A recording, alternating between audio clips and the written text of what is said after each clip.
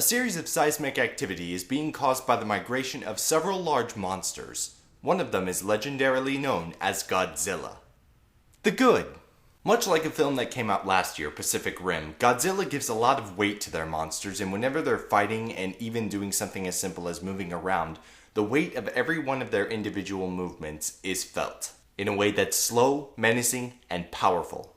In some ways you can tell it's CG, but for the most part I think it's done really well. Fights take place between Godzilla and other monsters that show up in this movie, and they're pretty cool fights, albeit brief. Given the limited territory the characters are meant to cover, the actors in this movie do a pretty good job with what they're given, especially when the monsters are looming over them and the people have to react as if they're being chased. The iffy. The science in this movie gets a 50-50 from me. The science having to do with the exposition of the movie is explained well enough that I can suspend my disbelief perfectly fine. Then there's the science that clearly makes no sense, and the characters are making very stupid decisions based on that science. For me, there was only one huge moment where the science was so stupid that I just had to shake my head at it. There's probably someone smarter out there who could tell you more about it.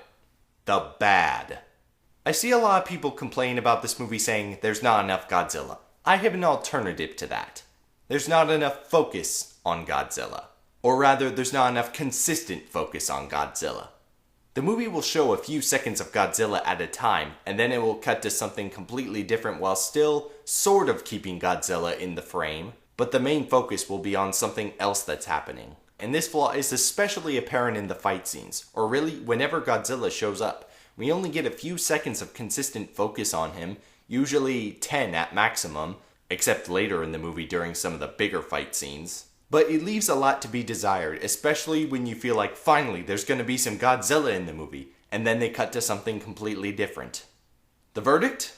This is the first Godzilla movie I've seen, and it wasn't bad. It did pretty much what I expected it to do, and I had fun watching it.